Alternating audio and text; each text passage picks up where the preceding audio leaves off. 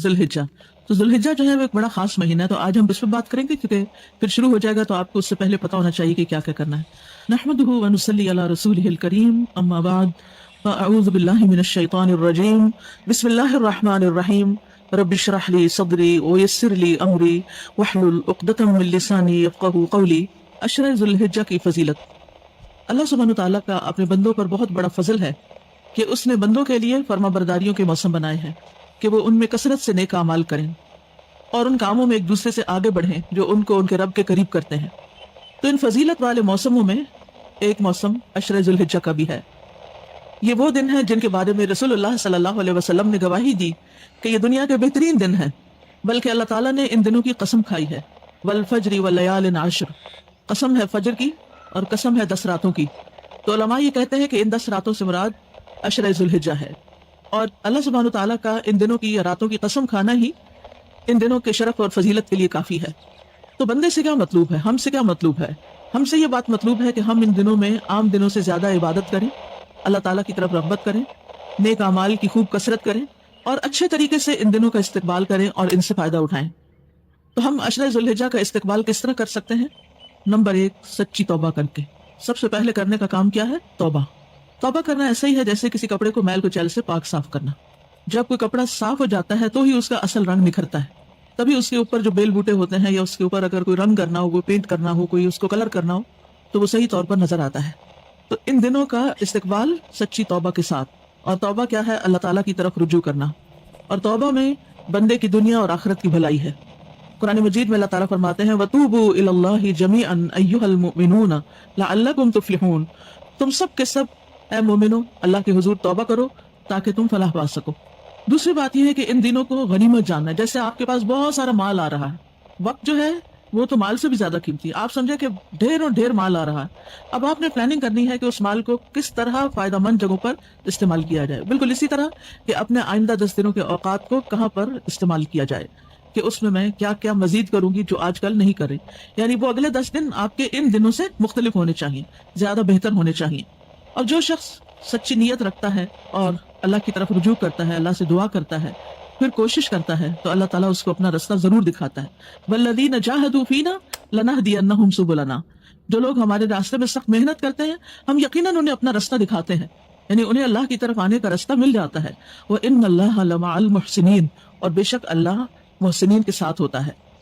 تیسری چیز یہ کہ جہاں ہم نے ان دنوں میں نیک اعمال کرنے ہیں وہاں گناہوں سے دوری اختیار کرنی ہے, یعنی خاص کوشش کے ساتھ گناہوں سے بچنا ہے, کیونکہ فرما برداری اللہ کا قرب عطا کرتی ہے اور گناہ اللہ سے دور کر دیتے ہیں, اور خاص طور پر اللہ کی رحمت سے دوری ہو جاتی ہے.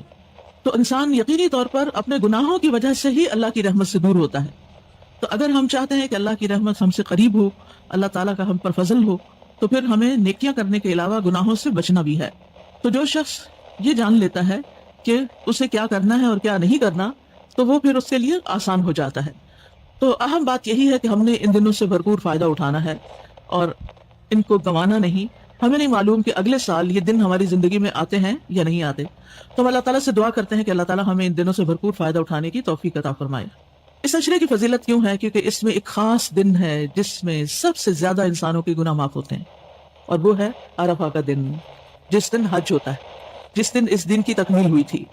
حضرت عمر بن خطاب کہتے ہیں کہ ایک یہودی نے ان سے کہا کہ اے امیر المومنین, تمہاری کتاب میں ایک آیت ہے جسے تم پڑھتے ہو, اگر وہ ہم یہودیوں پر نازل ہوتی تو ہم اس دن کو عید کا دن بنا لیتے.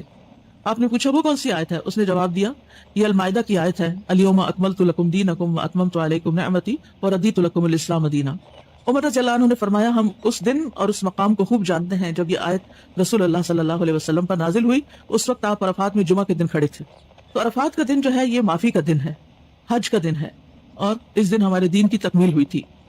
نبی صلی اللہ علیہ وسلم نے فرمایا تمہارا دوپہر کے بعد عرفات میں کھڑے ہونا اللہ تعالیٰ آسمانی دنیا پر نازل ہوتا ہے اور فرشتوں سے تم پر فخر کرتا ہے اور فرماتا ہے کہ میرے بندے میرے پاس کھلے اور گہرے راستے سے پراگندہ حالت میں آئے ہیں جو میری رحمت اور جنت کے امیدوار ہیں. بس اگر تمہارے گناہ ریت کے ذروں یا بارش کے قطروں یا سمندر کی جھاگ کے برابر بھی ہوں تو میں انہیں بخش دوں گا. میرے بندوں لوٹ جاؤ, تم بخشائے ہو, اور ان کی بھی مغفرت ہے جن کی تم نے سفارش کی. یعنی حاجی وہاں جا کر کسی اور کے لیے جو دعائیں کرتے ہیں اور خاص طور پر بخشش کی, تو ان کی بھی بخشش ہو جاتی. اس لیے کبھی کوئی حج پہ جانے والا اگر آپ سے یہ پوچھے کہ میں آپ کے لیے وہاں کون سی دعا کروں تو آپ اس سے خاص کہیں کہ میرے لیے تم عرفہ کے دن بخشش کی دعا کرنا، کیونکہ عرفات کے میدان میں کھڑے ہونے والے جس کے لیے سفارش کرتے ہیں اس کے لیے بھی وہ سفارش قبول ہو جاتی. اب عرفہ کا دن تو عرفات والوں حاجیوں کو ملتا ہے، تو باقی لوگوں کے لیے کیا ہے؟ ہم بھی اس دن اللہ تعالیٰ سے دعا کر سکتے ہیں کہ اللہ آپ کی نظر کرم ان پر ہے تو ہماری طرف بھی کر دیجئے. تو اس دن آپ یعنی کہ خاص دعا کیجئے اپنے لیے. لیکن اس دن کا خاص عمل بھی ہے اور وہ ہے روزہ رکھنا. حاجی روزہ نہیں رکھتے اس دن، ان کے لیے منع ہے. لیکن جو غیر حاجی ہیں وہ عرفہ کا دن اگر روزہ رکھتے ہیں تو ان کی بھی معافی ہو جاتی ہے. ابو قتادہ انصاری سے روایت ہے کہ آپ صلی اللہ علیہ وسلم سے عرفہ کے دن کے روزے کے بارے میں پوچھا گیا تو آپ نے فرمایا گزرے ہوئے ایک سال اور آنے والے سال کے گناہوں کا کفارہ بن جاتا ہے. یہ دن کتنے گناہوں کا کفارہ؟ پچھلے سال کا اور اگلے سال کا. تو اس سے انسان کو خاص خوشی نصیب ہوتی ہے کہ اس کے گناہ معاف ہو گئے اور اس کے بوجھ ہلکے ہو گئے. پھر یہ آگ سے آزادی کا دن بھی ہے. حضرت عائشہ فرماتی ہے کہ رسول اللہ صلی اللہ علیہ وسلم نے فرمایا اللہ عرفہ کے دن سے زیادہ کسی دن اپنے بندوں کو دوزخ سے آزاد نہیں کرتا اور اللہ اپنے بندوں کے قریب ہوتا ہے، یعنی وہ قربت والا وقت ہوتا ہے. پھر فرشتوں کے سامنے اپنے بندوں پر فخر فرماتے ہوئے فرماتا ہے کہ یہ سارے بندے کس ارادے سے آئے ہیں. تو وہ بتاتے ہیں کہ یہ بخشش کے ارادے سے آئے ہیں، یہ چاہتے ہیں ان کے گناہوں کی بخشش ہو جائے تو اللہ سبحانہ وتعالیٰ ان کو بخش دیتے ہیں. اب آپ دیکھیے کہ عشرہ ذو الحجہ میں صرف 9 تاریخ کا روزہ نہیں، اگر آپ 9 تاریخ تک سارے روزے رکھ کے 9 دن تو بہت ہی اچھا ہے. مثلاً آپ کے پیریڈز کے دنوں کے روزے چھٹے میں ہیں، یا پچھلے سالوں میں غفلت سے آپ نے دوبارہ نہیں رکھے اپنے پیریڈز کے روزے، کیونکہ بعض خواتین یہ سمجھتی ہیں کہ نماز کی طرح شاید روزہ بھی معاف ہو جاتا ہے، تو ایسا نہیں ہوتا. تو اس لیے اگر قضا روزے کوئی رہتے ہیں آپ کے تو وہ اس عشرے میں رکھ سکتے ہیں. لیکن 9 تاریخ کا روزہ قضا کی نیت سے نہیں رکھنا، وہ 9 تاریخ کی نیت سے ہی رکھنا ہے. عرفہ کے دن کا روزہ بخشش کے لیے رکھنا ہے. پھر ان دنوں کی فضیلت اس لیے بھی ہے کہ ان دنوں میں یوم النحر ہے. 10واں دن جو ہے وہ کون سا؟ قربانی کا دن، یوم النحر. رسول اللہ صلی اللہ علیہ وسلم نے فرمایا اللہ کے نزدیک سب سے افضل دن یوم النحر اور اس کے بعد یوم القر یعنی 11 ذی الحجہ ہے. یعنی 11 ذی الحجہ اس طرح افضل نہیں جس طرح 10ویں تاریخ ہے. ابراہیم علیہ السلام کی سنت پر عمل کرتے ہوئے ہمیں اس دن کیا کرنا چاہیے؟ قربانی کرنی چاہیے. اور جو قربانی کرنے والا ہو وہ اپنے ناخن بال وغیرہ نہ کاٹے. یعنی فرسٹ ذی الحجہ سے لے کے قربانی کرنے تک کیا نہیں کرنا؟ بال نہیں کاٹنے، ناخن نہیں کاٹنے، ٹھیک ہے، بال نوچنے بھی نہیں. کنگھی وغیرہ میں ٹوٹ جائے تو اور بات ہے، کوئی بات نہیں، اس سے منع نہیں. تو ایک طرح سے ہم احرام والوں کی پابندیوں میں کسی حد تک شریک ہو جاتے ہیں. لیکن اگر آپ خود قربانی نہیں کر رہے تو پھر آپ پر یہ پابندیاں نہیں ہیں. یہ پابندیاں کس پر ہیں؟ قربانی والے پر ہیں. چوتھی چیز یہ ہے کہ یہ دن بذات خود فضیلت والے دن ہیں. صحیح ترغیب و ترہیب کی روایت ہے، رسول اللہ صلی اللہ علیہ وسلم نے فرمایا دنیا کے دنوں میں افضل ترین دن 10 دن یعنی عشرہ ذو الحجہ. دنیا کے دنوں میں افضل ترین دن کون سے ہیں؟ عشرہ ذو الحجہ کے دن ہیں. ان دنوں میں کیا گیا کوئی بھی نیک عمل اللہ تعالیٰ کو سب سے زیادہ پسند ہے. ابن عباس سے روایت ہے کہ رسول اللہ صلی اللہ علیہ وسلم نے فرمایا اللہ تعالیٰ کو کوئی نیک عمل کسی دن میں اس قدر پسندیدہ نہیں جتنا کہ ان دنوں میں پسندیدہ اور محبوب ہوتا ہے، یعنی عشرہ ذو الحجہ. تو اس سے کیا پتہ چلتا ہے کہ عشرہ ذو الحجہ میں ہمیں کیا کرنا چاہیے؟ اس کے دنوں میں نیک عمل زیادہ کرنے چاہیے. راتوں میں سے افضل راتیں کون سی ہیں؟ تاک راتیں، آخری عشرہ رمضان کا، وہ راتیں افضل ہیں، ان میں راتوں کی عبادت زیادہ کرنی چاہیے. اور یہ دن افضل ہیں تو اس میں روزے رکھنے چاہیے. تو رسول اللہ صلی اللہ علیہ وسلم نے فرمایا اللہ تعالیٰ کو کوئی نیک عمل کسی دن اس قدر پسندیدہ نہیں جتنا کہ ان دنوں میں پسندیدہ اور محبوب ہوتا ہے، یعنی عشرہ ذو الحجہ. صحابہ نے کہا اللہ کے رسول کیا جہاد فی سبیل اللہ بھی نہیں؟ آپ نے فرمایا نہیں، جہاد فی سبیل اللہ بھی نہیں مگر جو کوئی شخص اپنی جان اور مال لے کر نکلا ہو پھر کچھ واپس نہ لایا ہو، یعنی شہید ہو جائے اور اس کا گھوڑا بھی شہید ہو جائے اور سب کچھ اس کا ختم ہو جائے تو اس کا عمل بہرحال افضل ہے، لیکن باقی کوئی عمل اتنا افضل نہیں. تو پھر کیا کریں عشرہ ذو الحجہ میں؟ دن کے اوقات کو کس طرح گزاریں؟ پہلی بات تو ہم نے کی کہ ہم روزہ رکھیں تو سارا دن ہی عبادت میں گزرے گا. دوسرا یہ ہے کہ ذکر اذکار. نبی صلی اللہ علیہ وسلم نے فرمایا، مسند احمد کی روایت ہے، کوئی دن اللہ کے ہاں ان 10 دنوں سے زیادہ عظمت والا نہیں اور نہ ہی کسی دن کا عمل اللہ تعالیٰ کو ان 10 دنوں کے عمل سے زیادہ محبوب ہے. بس تم ان 10 دنوں میں کثرت سے تحلیل، تکبیر اور تحمید کرو، یعنی لا الہ الا اللہ، اللہ اکبر، الحمدللہ. جابر بن عبداللہ کہتے ہیں میں نے رسول اللہ صلی اللہ علیہ وسلم کو فرماتے ہوئے سنا افضل ذکر لا الہ الا اللہ ہے. اور اسی طرح ایک اور جگہ پر فرمایا کہ افضل الکلام سبحان اللہ والحمد للہ ولا الہ الا اللہ واللہ اکبر. تو آپ کیا کر سکتے ہیں؟ یہ تسبیح کثرت سے پڑھیں. اسی طرح اللہ تعالیٰ کا چنا ہوا کلام ہے سبحان اللہ وبحمدہ. تو انشاءاللہ اگر آپ یہ جو کلمہ میں نے 3 دفعہ آپ سے کہا دہرانے کو اگر یہ پڑھ لیتے ہیں تو ساری چیزیں کور ہو جاتی ہیں. اور ویسے بھی جو شخص عام روٹین میں بھی 100 دفعہ یہ کلمہ پڑھتا ہے تو اس کا اس دن کا عمل سب سے زیادہ افضل ہوتا ہے، الا یہ کہ کوئی اور بھی یہ کلمہ 100 دفعہ پڑھے. پھر یہ کہ دوسرا کرنے کا کام قرآن کی تلاوت، جتنی آپ کر رہے ہیں اس سے کچھ نہ کچھ زیادہ بڑھا دیں. ہو سکے تو ایک قرآن پورا مکمل کریں. کیونکہ قرآن کے ایک حرف کی تلاوت کا اجر 10 نیکیاں ہیں، اور قرآن جو ہے یہ سفارش کرے گا۔ رسول اللہ صلی اللہ علیہ وسلم نے فرمایا قرآن مجید کی تلاوت کرو، بلا شبہ قیامت کے دن یہ اپنے ساتھیوں کی سفارش کے لیے آئے گا، اور قاری قرآن کے لیے عزت کا تاج اور لباس ہوگا۔ کس طرح سجایا جائے گا، تو کتنی خوشی کی بات ہے ان لوگوں کے لیے جو حافظ قرآن ہیں، ان کو تو کم از کم ان 10 دنوں میں ضرور ایک دفعہ پورا قرآن پڑھ لینا چاہیے، کیونکہ وہ تو 20 منٹ میں ایک سپارہ پڑھ لیتے ہیں، اور 1 گھنٹہ لگائے تو 3 سپارے روز ہو جائیں گے، اور 10 دنوں میں پورا قرآن مکمل ہو جائے گا۔ نبی صلی اللہ علیہ وسلم نے فرمایا قیامت کے دن قرآن مجید آئے گا اور کہے گا اے میرے رب اس قاری قرآن کو زیور پہنا دیجیے۔ زیور کا شوق ہے آپ کو؟ گولڈ کی چوڑیاں، ہار، انگوٹھیاں، کانٹے اور بروش اور بٹن جو بھی مل جائے سبھی اچھا لگتا ہے، تو عورتوں کو تو بہرحال پسند ہوتا ہے، اور میں نے دیکھا چھوٹی چھوٹی بچیوں کو بھی بہت پسند ہوتا ہے۔ میری نواسیوں کو تو جیولری اتنی پسند ہے کہ اگر انہیں جیولری کا تحفہ دے دیا جائے تو سمجھے سب کچھ ہو گیا، سب کچھ مل گیا ان کو۔ تو ایک فطری سی چیز ہے، قرآن بھی کہتا ہے نا فَمَن يُنَشَّأُ فِي الْحِلْيَةِ، بھلا وہ جو زیورات میں پالی جاتی ہے، تو اس میں کوئی برائی اور قباحت نہیں ہے، یہ ہماری تعریف ہے۔ تو لیکن دنیا میں بعض اوقات انسان کی یہ خواہشات اور حسرتیں پوری نہیں ہوتی۔ اگر یہ خواہش ہے تو قرآن کی تلاوت کی کثرت کر لیں، کیونکہ اللہ تعالیٰ کے پاس قرآن سفارش کرے گا کہ اے میرے رب اس قاری قرآن کو زیور پہنا دیجیے، تو اس شخص کو عزت کا تاج پہنایا جائے گا۔ قرآن مجید پھر کہے گا اے رب اور زیادہ اس کی عزت افزائی فرمائیے، ابھی اور بھی، تو اس قرآن پڑھنے والے کو عزت کا لباس پہنایا جائے گا۔ قرآن مجید کہے گا اے میرے رب اس سے راضی ہو جائیے، تو اللہ اس شخص سے راضی ہو جائے گا۔ پھر فرمائے گا قرآن پڑھتے جاؤ اور جنت کے درجات چڑھتے جاؤ، ہر آیت کے ساتھ ایک نیکی بھی زیادہ کر دی جائے گی۔ یاد رکھیے کوئی عمل ایسا نہیں کہ جس کی نیکی قیامت کے دن بھی ملے سوائے قرآن کے۔ یعنی مثلا آپ نماز پڑھتے ہیں نا دنیا میں، تو نماز کا ثواب بس یہ دنیا میں جتنی آپ نے نمازیں پڑھ لی، جتنے آپ نے روزے رکھ لیے، جو بھی آپ نے کر لیا، لیکن اگر آپ قرآن کے پڑھنے والے ہیں اور قرآن کے حافظ ہیں اور قرآن کو امپورٹنس دیتے ہیں اور پڑھتے ہیں، تو قیامت کے دن جب آپ قرآن پڑھیں گے تو وہاں بھی نیکیاں مل جائیں گی۔ کتنی بڑی فضیلت ہے، وہ خیر مما یجمعون۔ تو اس لیے شوق سے یہ نہیں کہا اچھا اب یہ 10 دن آ رہے ہیں پھر قرآن پڑھیں، نہیں، اپنے وقت کا کچھ حصہ نکالیں، توجہ فرمائیں، تو آپ یقین کریں کہ کہیں نہ کہیں سے آپ اپنے واٹس ایپ ٹائم میں سے یا اپنے میسیجز میں سے یا یوٹیوب میں سے کہیں سے ٹائم نکال کے آپ قرآن کی تلاوت زیادہ کر سکتے ہیں۔ بس پلان کرنے کی ضرورت ہے، توجہ کرنے کی ضرورت ہے۔ پھر اللہ تعالیٰ فرمائے گا جب اس سے راضی ہو جائے گا کہ قرآن پڑھتے جاؤ اور جنت کے درجات چڑھتے جاؤ، ہر آیت کے ساتھ ایک نیکی بھی زیادہ کر دی جائے گی۔ تو جو لوگ 10 دنوں میں قرآن ختم کرنا چاہیں وہ پہلے دن البقرہ اور آل عمران پڑھ لیں، دوسرے دن النساء اور مائدہ، تیسرے دن انعام سے توبہ، چوتھے دن یونس سے نحل، پانچویں دن اسراء سے فرقان، چھٹے دن شعراء سے یاسین، ساتویں دن صافات سے قاف، آٹھویں دن زاریات سے مجادلہ، اور نویں دن حشر سے الناس تک۔ تو اس طرح 10 دنوں میں قرآن پورا ہو جائے گا۔ پھر یہ ہے کہ دن کے نوافل کا اہتمام، اگر تہجد پڑھتے ہیں تو بہت اچھی بات ہے، کیونکہ بندہ جن چیزوں سے اللہ تعالیٰ کا قرب حاصل کرتا ہے وہ سب سے زیادہ تو فرض کی ادائیگی کے ساتھ ہوتا ہے، لیکن بندہ فرض ادا کرنے کے بعد اللہ تعالیٰ فرماتے ہیں نفل عبادت کر کے مجھ سے اتنا قریب ہو جاتا ہے کہ میں اس سے محبت کرنے لگتا ہوں۔ چاشتی نوافل، اشراق کے نوافل، سنتیں پڑھیں، ظہر سے پہلے 4، ظہر کے بعد 4، اسی طرح عصر سے پہلے، مغرب کے بعد، اور خاص طور سنن رواتب دن کی 12 سنتوں کی تو پابندی ضروری کریں۔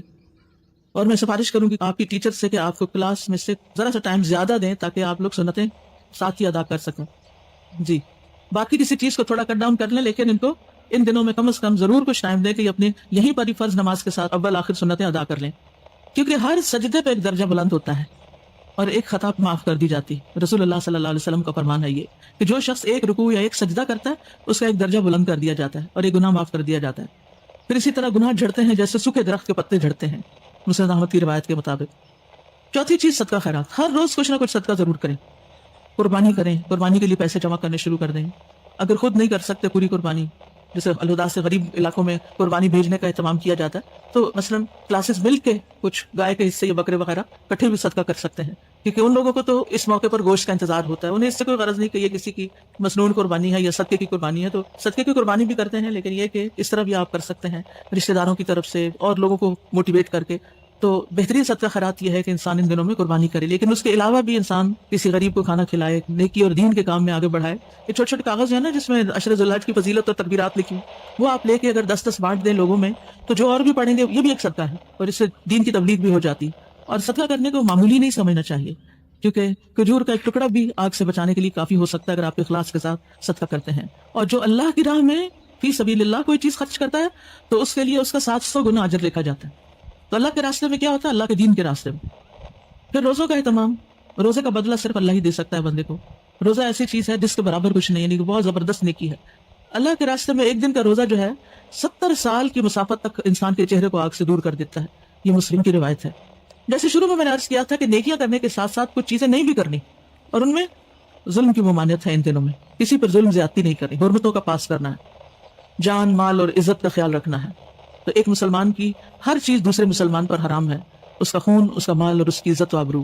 یعنی کسی کے مال کو نقصان نہیں دینا, کسی کا مال نہیں چرانا, کسی کو کوئی تکلیف نہیں دینی, حتیٰ کہ کوئی زخم نہیں لگانا. خون سے مراد صرف نہیں کہ قتل کرنا, یعنی کسی کے ساتھ کوئی ایسے ظلم و زیادتی نہیں کرنی کہ آپ کی وجہ سے اس کا خون بہے, چاہے وہ ایک قطرہ ہی کیوں نہ ہو.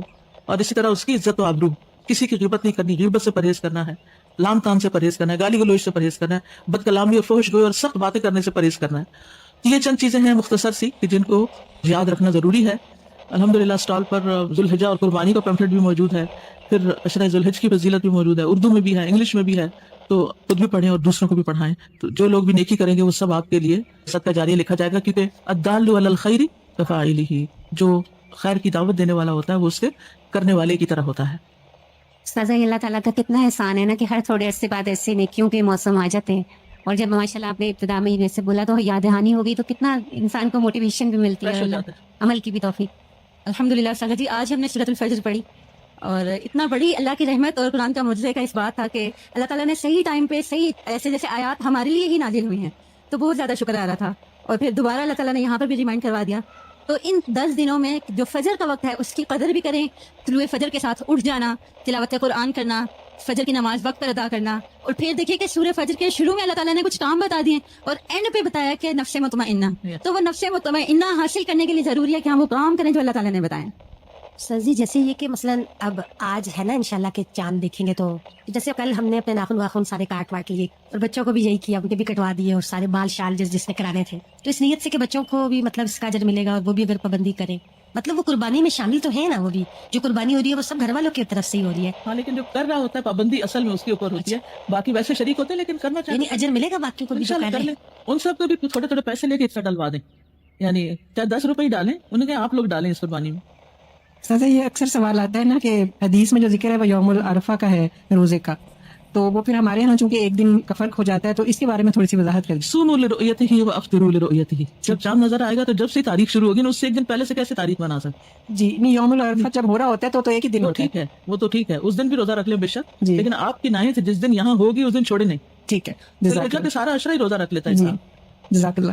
استاذہ ایک بات یہ شیئر کرنی تھی کہ جو میرے پھپھا ہیں ماشاء اللہ سے, وہ ظہر سے عصر کے درمیان مسجد میں ہی رہتے ہیں. ایک دن مجھے پتا چلا کہ ماشاء اللہ وہ 5 پاروں کی ڈیلی تلاوت کرتے ہیں ماشاءاللہ. ماشاء اللہ, اور ان کے چہرے پہ اتنی رونق ہے بہت زیادہ, مطلب ان کو دیکھ کے ایسا فیل ہوتا ہے وہ عالم اسکالر بھی نہیں ہے, عام ہیومن بینگ ہے. اصل بات تو عمل کیا. بالکل. اور ایک بات یہ میں شیئر کرنا چاہتی تھی اپنے اسٹوڈنٹس کے ساتھ, مجھے کسی نے سوال کیا تھا کہ باجی ہم کیا کریں, تو میں نے کہا تلاوت کریں. تو یہ ہے کہ میں نے اپنے لیے بھی یہ رکھا ہوا ہے کہ 5 نمازوں کے بعد آپ کسی سے بات نہ کریں, مصحف اٹھائیں, تلاوت کریں. 5 ٹائمز آپ پری کریں, نماز پڑھیں, اس کے بعد تلاوت کریں. پھر اتنا مزہ آتا ہے کہ جو فری ٹائم ہوتا ہے اس میں دل نہیں چاہتا واٹس ایپ آن کریں, بس دل چاہتا ہے تلاوت ہی کریں. یہ چند دن کی بات ہوتی ہے, شروع میں ذرا نفس کے اوپر بھاری ہوتا ہے کیونکہ ہم سلام پھیرتے ہی واٹس ایپ اٹھاتے ہیں, لیکن یہ کہ اگر چند دن قرآن اٹھانا شروع کر دیں تو پھر دل بھی نہیں چاہے گا. استاذہ ایک چیز کہ اللہ تعالیٰ نے ہمیں 2 خوشیاں دی ہیں, ان دونوں خوشیوں سے پہلے عبادت کا موقع رکھا ہے. یعنی رمضان میں بھی عید سے پہلے پورا رمضان ہم نے روزے رکھے ہیں, اور اس عشرے میں بھی یہی چیز. اور دوسری چیز استاذہ قربانی کی, کل ہم کلاس میں بھی اپنی بات کر رہے تھے تفسیر کلاس میں, تو کچھ لوگ ایسے تھے کہ ان کو لگ رہا تھا کہ ہم نہیں کر سکتے, تو ہم نے کہا ہم ایسے کرتے ہیں کہ کمیٹی ڈال دیتے ہیں عید کے بعد, اور انشاءاللہ اگلی عید تک ہم پیسے جمع کر کے پھر ہم پوری کلاس, یعنی ہماری کلاس کے چند لوگ سورۃ القرآن کے, تو ہم کر لیں گے انشاءاللہ. اور استاذہ ادھر ہی میرے سے سوال پوچھ رہے تھے کہ اگر ہم کسی کے لیے قربانی کرنا چاہیں, مرنے والے کے لیے, تو اس کے لیے لازمی ہے کہ یعنی انسان پہلے خود کرے گا اپنی قربانی, پھر مرنے والے کے لیے. تو ایسے ہی چاہیے, یہ ہونا چاہیے. اصل میں نا اپنی میں ہی ان کو بھی شریک کر لیں, ایک میں ان کی بھی نیت ساتھ کر لیں, سارے اہل بیت کی. سبحانک اللہم و بحمدک, اشہد ان لا الہ الا انت, استغفرک و اتوب الیک. السلام علیکم و رحمۃ اللہ وبرکاتہ.